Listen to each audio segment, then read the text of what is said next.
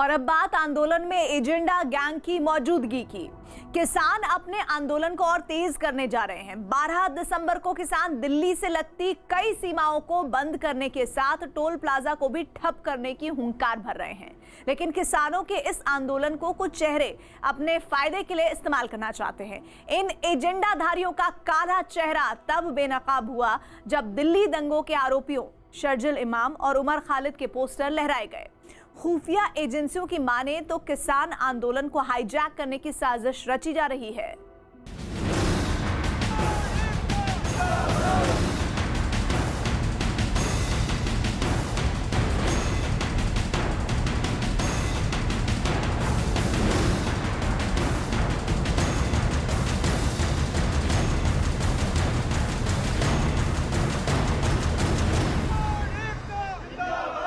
इसकी समा सीमा कोई नहीं है।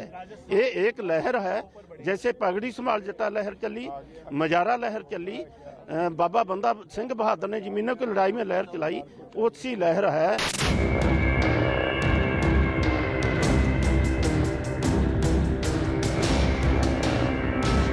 मैं भी अभी किसान भाइयों को ये अनुरोध करना चाहता हूँ कि किसी भी आंदोलन का रास्ता और परिणाम वार्ता के बिना नहीं निकलता है। अब आंदोलन तेज करेंगे किसान।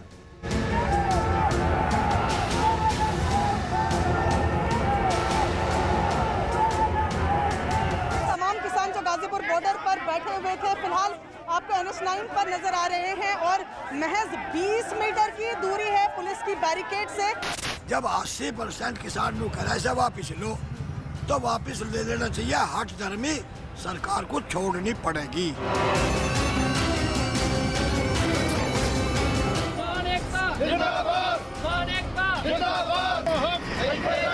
बहुत बड़ा काफिला जो आगे दुराहे जाकर तो 50,000 के ऊपर काफिला हो जाएगा। मैं लगातार वार्ता करने की कोशिश कर रहा हूं और मुझे लगता है कि गतिरोध टूटेगा, वार्ता का क्रम पुनः प्रारंभ होगा। संवाद के बिना कैसे होगा समाधान?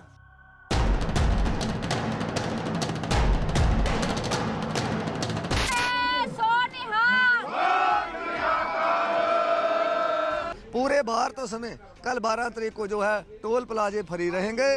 आंदोलनकारी वहां बैठेंगे, कोई पर्ची किसी का नहीं काटने दिया जाएगा।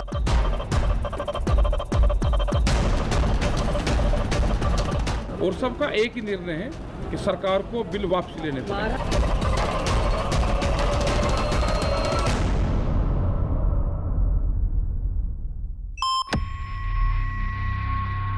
सरकार की अपील, अड़े हुए हैं किसान। नए कृषि कानूनों पर किसान और सरकार के बीच 6 बार बातचीत हुई, लेकिन हर बार पेच फंसा रहा। दोनों ही पक्ष किसी भी नतीजे तक नहीं पहुंच सके। किसानों ने केंद्र सरकार का प्रस्ताव भी खारिज कर दिया, जिसके बाद अब आंदोलन को और ज्यादा धार देने की कोशिश की जा रही है। किसान दिल्ली आने जाने के सभी रास्ते बंद कर शक्ति प्रदर्शन करना चाहते हैं। किसान आंदोलन की मशाल पूरे देश में जलाकर सरकार से अपनी मांगे मनवाना चाहते हैं, लेकिन एजेंडा गैंग की एंट्री से आंदोलन की दिशा और दशा बदलती जा रही है। गौर से देखिए, ये 2 तस्वीरें उन एजेंडाधारियों की हैं जो किसान आंदोलन को अपने मतलब के लिए हाईजैक करना चाहते हैं। ये वो लोग हैं जो किसान आंदोलन की दिशा और दशा बदलना चाहते हैं। नारे तो ये किसानों के समर्थन में लगाते हैं, लेकिन तख्तियां उन लोगों की लहराते हैं जो देशद्रोह के आरोपी हैं, जो उग्र वामपंथी विचारधारा के हिमायती। बीजेपी का आरोप है कि किसानों के नाम पर भारत विरोधी मानसिकता रखने वाले लोगों के समर्थन में प्रदर्शन किए जा रहे हैं। दिल्ली दंगों के आरोपियों शर्जिल इमाम और उमर खालिद जैसे लोगों की रिहाई की मांग करते पोस्टर एक खास एजेंडे के तहत लहराए जा रहे हैं। यही नहीं, बीजेपी ने किसान आंदोलन में दिल्ली विश्वविद्यालय की प्रोफेसर नंदिनी सुंदर की मौजूदगी पर भी सवाल उठाए हैं, जो किसानों की सभा में भाषण देती नजर आई थी। तो अब जो खबर आ रही है वो इससे भी ज्यादा चौंकाने वाली है।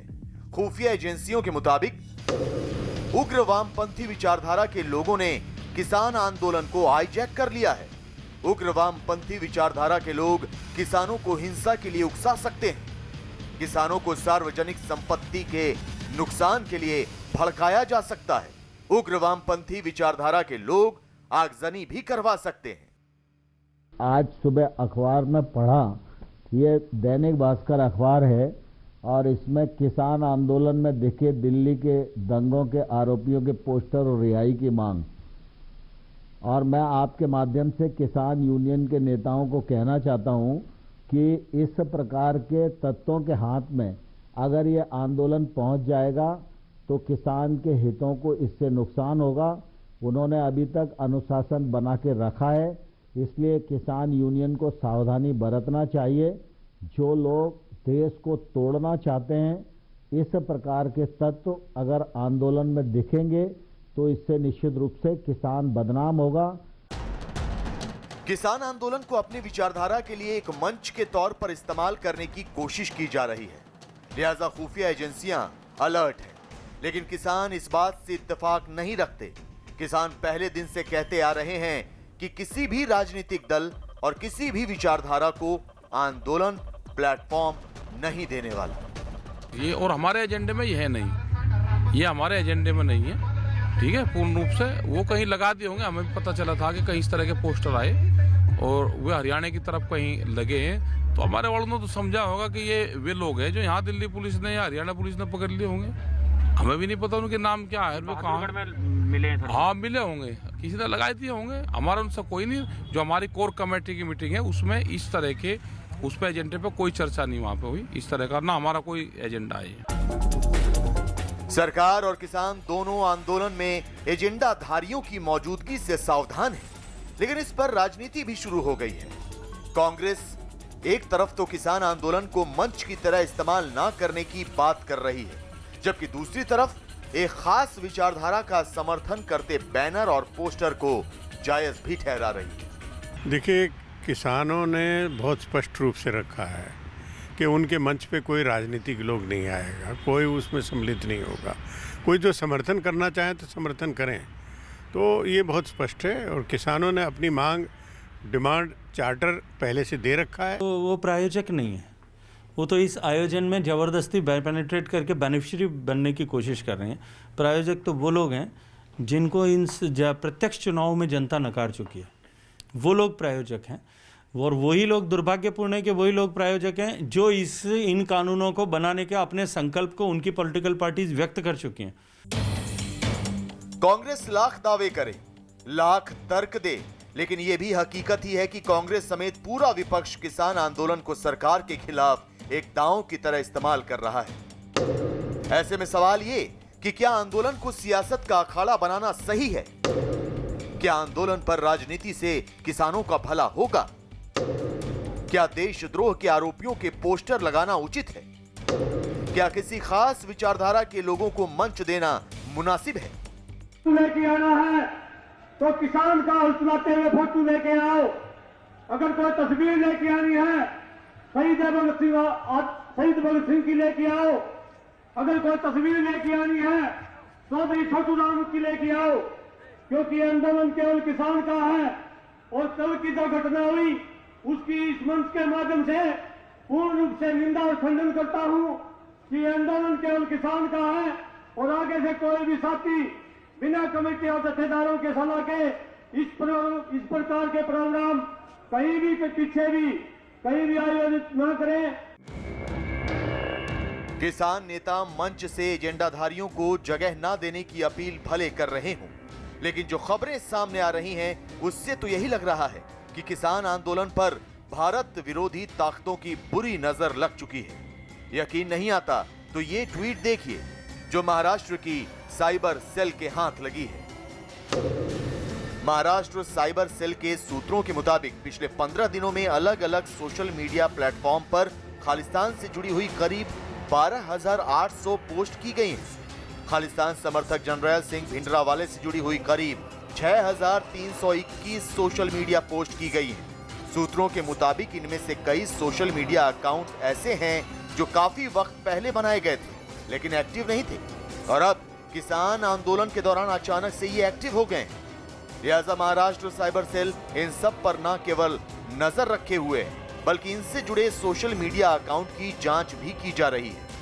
महाराष्ट्र साइबर सेल की माने तो किसान आंदोलन के बीच कुछ खालिस्तान समर्थक किसान सोशल मीडिया पर किसान आंदोलन को मिसगाइड करने में अहम भूमिका निभा रहे हैं। आशंका ये जताई जा रही है कि पाकिस्तान की खुफिया एजेंसी ISI के इशारे पर ये किसान आंदोलन को गुमराह कर खालिस्तान मूवमेंट को फिर से एक बार जिंदा करने की कोशिश की जा रही है। जाहिर है किसान आंदोलन की आग में राजनीति और उग्र वामपंथी विचारधारा को बढ़ावा देने के साथ अब खालिस्तान वाली साजिश को हवा देने की कोशिश की जा रही है। लिहाजा सरकार सावधान हो गई है और आंदोलन की आड़ में भारत विरोधी किसी भी गतिविधि को नाकाम करने की तैयारी की जा रही है। हमने तो पूरे हमारे जो वॉलंटियर्स हैं खड़े हैं, रात को भी हम कोशिश करते हैं कि मगर जो एंटी सोशल एलिमेंट है वो तो देश के हर कोने में है, हर गली में है। इतना बड़ा एजिटेशन है हमारी लाखों की, कोई एक थोड़ी मोटी शरारत कर सकता है मगर हम चौकस हैं इस चीज के लिए। केंद्र सरकार सतर्क है, किसान सावधान हैं, लेकिन कुछ चेहरे ऐसे हैं जो अभी भी आंदोलन की आड़ में अपनी विचारधारा का प्रचार प्रसार करने और किसानों के जरिए अपना हित साधने में लगे हैं। कौन है वो चेहरे, कौन है वो जो आंदोलन की दिशा और दशा बदलना चाहते हैं? आंदोलन में एजेंडाधारियों का बेनकाब होना अभी बाकी है। किसान अपनी मांगों को लेकर अड़े हुए हैं। सरकार लगातार किसानों से बातचीत के जरिए समाधान निकालने की अपील कर रही है, लेकिन किसान उस भ्रमजाल में फंसे हुए हैं जो उन्हीं के बीच छिपे चेहरों ने तैयार किया है। न्यूज़ 18 इंडिया के पास ऐसे लोगों की पूरी कुंडली मौजूद है जो पर्दे के पीछे से किसानों को गुमराह करने की कोशिश कर रहे हैं। कौन है वो चेहरे, जानने के लिए देखिए हमारी एक्सक्लूसिव रिपोर्ट।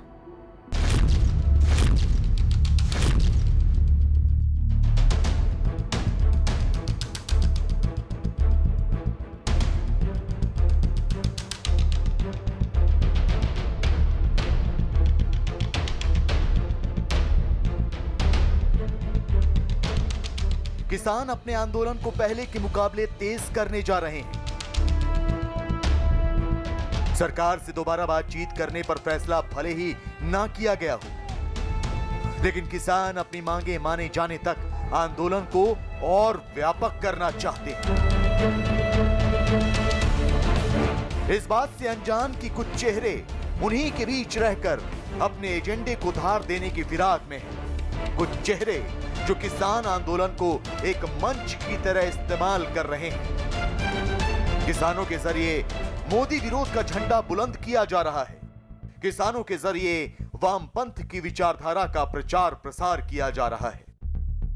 किसान आंदोलन को कुछ लोग मौके की तरह देख रहे हैं। ये लोग किसान संगठनों से भी ताल्लुक़ रखते हैं और एक खास विचारधारा के हिमायती भी हैं। ये वामपंथ की जड़ों को मजबूत करने के लिए किसानों को जरिया बना रहे हैं।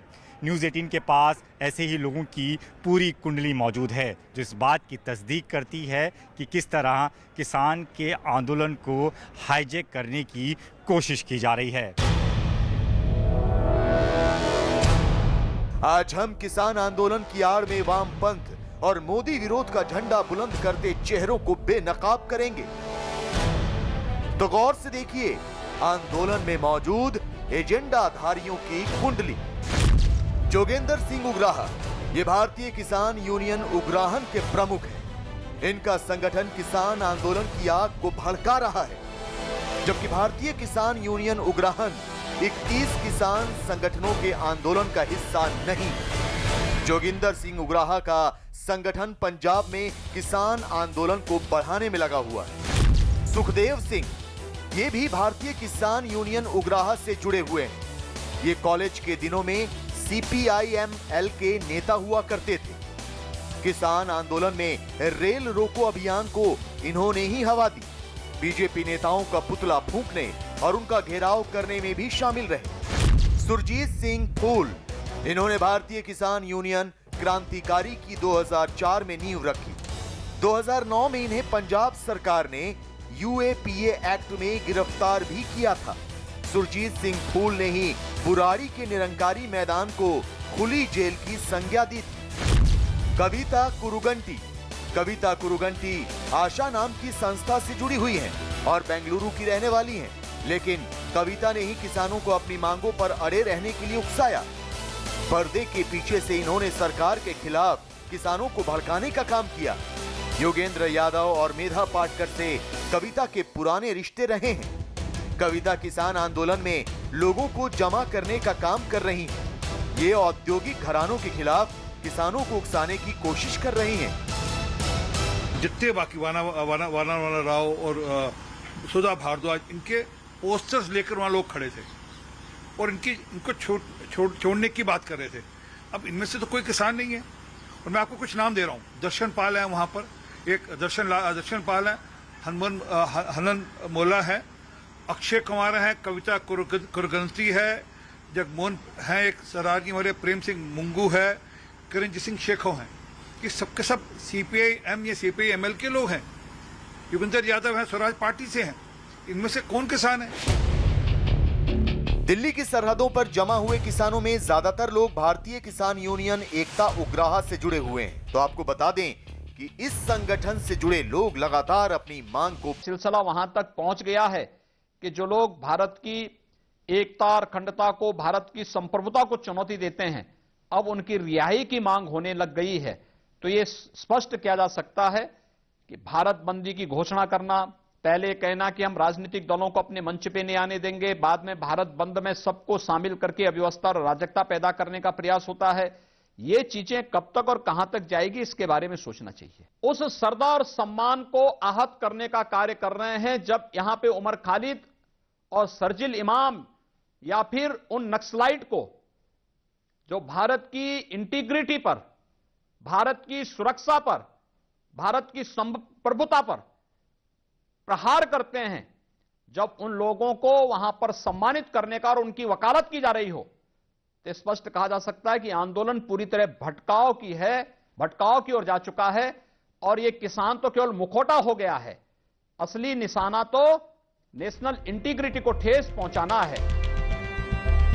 कुल मिलाकर ये कहना गलत नहीं होगा कि किसान आंदोलन में कुछ ऐसे एजेंडाधारी भी मौजूद हैं जो सरकार से किसानों की बातचीत को नाकाम करने के साथ साथ आंदोलन की दिशा बदलने की कोशिश भी कर रहे हैं। पर्दे के पीछे से ये लोग अपना एजेंडा चमकाने की कवायद कर रहे हैं और इनका अतीत इस बात की गवाही देता है कि उग्र वामपंथ को बढ़ावा देना ही इनका असल मकसद है।